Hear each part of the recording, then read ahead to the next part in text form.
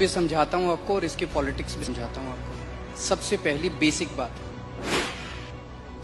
इन सारे मंत्रियों को और इन सारे एमएलएज को बिजली फ्री मिलती है। इनको जब बिजली फ्री मिलती है तो उसको फ्री भी नहीं बोलते, और जब जनता को इनको 4-4 हजार यूनिट बिजली फ्री मिलती है महीने की, और मैं जनता को 200 यूनिट फ्री बिजली देता हूं तो इनको सबको तकलीफ होती है। क्यों?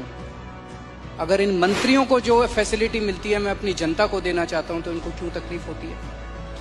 इन सारे मंत्रियों को और एमएलएज और एमपीज का सारा इलाज का खर्चा फ्री है। कोई बीमार हो जाए इनके घर का सारा फ्री है। तो अगर मैंने अपने दिल्ली के लोगों का इलाज फ्री कर दिया तो इनको क्यों तकलीफ होती है?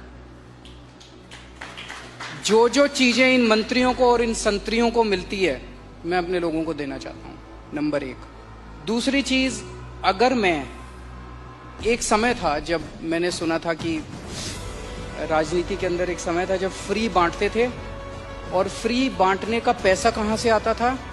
सरकार लोन लेती थी और लोन लेके उस पैसे से फ्री बांटते थे। That is not good economics.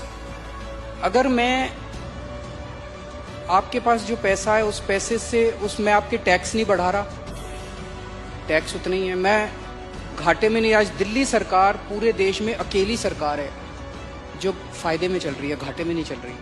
CAG की रिपोर्ट है 2019 की, उस रिपोर्ट में लिखा है हमारी सरकार बनने के पहले दिल्ली सरकार घाटे में चलती थी।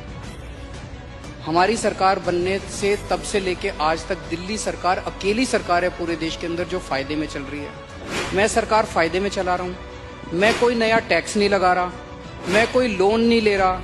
अगर मैंने करप्शन खत्म करके पैसा बचा के लोगों को अगर सुविधाएं दे दी तो क्या बुरी बात की? तो दिस इज गुड इकोनॉमिक्स। और तीसरी चीज, पर ये मिरेकल होता कैसे? मैं एक छोटा सा एग्जांपल देता हूं। जैसे ये फ्री दवाइयों वाला कैसे सिलसिला चालू हुआ, ये बड़ा इंटरेस्टिंग है। हमने एक फ्लाईओवर बनवाया, उस फ्लाईओवर की 325 करोड़ रुपए की एस्टिमेटेड कॉस्ट थी, वो शायद 200-250 करोड़ रुपए में बन गया, तो 125 करोड़ रुपए उसमें बच गए। कैबिनेट मीटिंग चल रही थी, हम लोग डिस्कस कर रहे थे, तो पता चला कि ये 125 करोड़ रुपए बच गए। हम ये डिस्कस कर रहे थे इस पैसे को कहाँ इस्तेमाल करें। तो मैंने कहा अगर हम सबका इलाज फ्री करना चाहें तो कितना खर्चा आएगा? So after 2-3 days they got back to me, they said 300-350 crore. So मैंने कहा ठीक है, इतना तो हम फ्लाईओवर बनाने में ही बचा लेंगे, इतना का पैसा। तो अगर मैंने फ्लाईओवर बचा के लोगों का इलाज फ्री कर दिया तो क्या बुराई है? मैंने सुना था कि एक मुख्यमंत्री हैं शायद गुजरात के, उन्होंने अपने लिए एक जहाज खरीदा 190 करोड़ रुपए का। मैंने लिए अपने जहाज नहीं खरीदा, मैंने दिल्ली की सारी अपनी माँ बहनों का डीटीसी बसों में किराया मुफ्त कर दिया, 150 करोड़ का खर्चा आया। बताओ क्या बुराई है?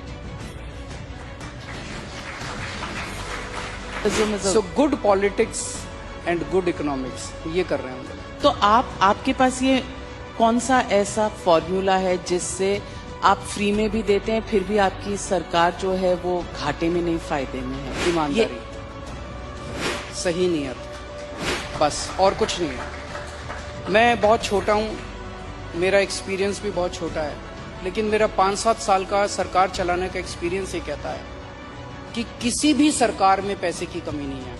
मैं ब्लैंकेट स्टेटमेंट दे रहा हूँ, किसी भी राज्य सरकार में और किसी भी केंद्र सरकार में पैसे की कमी नहीं है, नीयत की कमी है।